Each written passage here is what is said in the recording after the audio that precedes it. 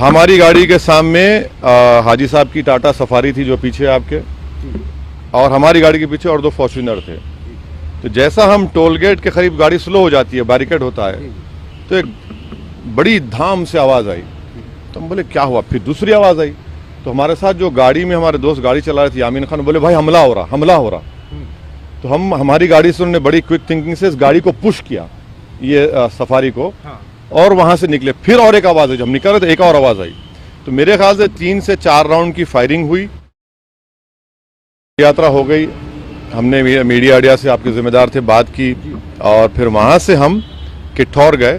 किठौर से हम, मेरे ख्याल से हमने 3 बजे से 3:45-3:50 तक हमने वहाँ पर पैदल दौरा किया। फिर हमारे नुमान रोफिल साहब के घर में हम गए, वहाँ पर थोड़ा बहुत लंच का, चाय का इंतज़ाम था, करके नमाज़ पढ़े, और वहाँ से दिल्ली आने के लिए जब हम इस पिलखुवा के पास जो टोल गेट है वहाँ पर हम पहुँचे, हमारे साथ 4 गाड़ियाँ थी। हमारी गाड़ी के सामने हाजी साहब की टाटा सफारी थी जो पीछे आपके, और हमारी गाड़ी के पीछे और दो फॉर्च्यूनर थे। तो जैसा हम टोल गेट के करीब गाड़ी स्लो हो जाती है, बैरिकेड होता है, तो एक बड़ी धाम से आवाज़ आई। तो हम बोले क्या हुआ, फिर दूसरी आवाज़ आई। तो हमारे साथ जो गाड़ी में हमारे दोस्त गाड़ी चला रहे थे यामीन खान, बोले भाई हमला हो रहा, हमला हो रहा। तो हमारी गाड़ी से उन्होंने बड़ी क्विक थिंकिंग से इस गाड़ी को पुश किया, ये सफारी को, और वहां से निकले। फिर और एक आवाज़ आई, जब हम निकल रहे थे एक और आवाज़ आई। तो मेरे ख्याल से 3 से 4 राउंड की फायरिंग हुई। हमारी गाड़ी के लेफ्ट साइड के ऊपर 2 होल्स के निशान है, एक गोली शायद, और एक निशान है लेफ्ट साइड मडगार्ड के ऊपर। हम जब गाड़ी से आगे बढ़े तो हमारा, क्योंकि हमारी गाड़ी से उस गाड़ी को हमने पुश किया, मारा, राइट साइड का टायर पंक्चर हो गया। फिर एक वहाँ एक फ्लाईओवर है, वहाँ पर गाड़ी रोककर हम इस गाड़ी में बैठ गए और दिल्ली को आगे, क्योंकि हमको लगा कि रेकी कर रहे थे, फॉलो कर रहे थे हमको। हमारे जब ये हमला हो रहा था, हमारे पीछे जो फॉर्च्यूनर थी जिसमें हमारे एक्स मेयर माजिद थे, उसके ड्राइवर ने एक शूटर पर गाड़ी चलाई, चढ़ा दी एक पर। जो रेड हुडी पहना था, 2 लोग थे, रेड हुडी पहना था, एक वाइट जैकेट। तो जो रेड हुडी पहना हुआ था उसके ऊपर गाड़ी चलाई, उसके पैर पर चलाई, वो गिरा। तो जो व्हाइट जैकेट पहना था वो उल्टा उन 2 फॉर्च्यूनर पर गोली चलाया। तो अब हमारी थोड़ी देर पहले एडिशनल एसपी वहाँ से जो हैं जिम्मेदार, उनसे बात की। उन्होंने कहा कि हाँ सर, आर्म्स जो इस्तेमाल है वो भी मिला, हथियार भी मिला, और एक शूटर पकड़ा भी गया।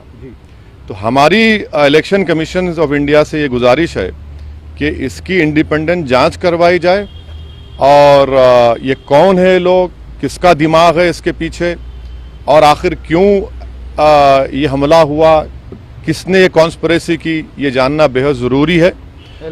सुनिए, और हम स्टेट गवर्नमेंट और मोदी गवर्नमेंट दोनों से ये कह रहे हैं कि ये इनकी जिम्मेदारी है कि वो इंडिपेंडेंट जांच करवाएं, और इसके पीछे दिमाग किसका है। आखिर ऐसे कैसे हो सकता है कि टोल गेट के ऊपर ये लोग 4-4 राउंड फायरिंग एक सिटिंग एमपी के ऊपर करते हैं।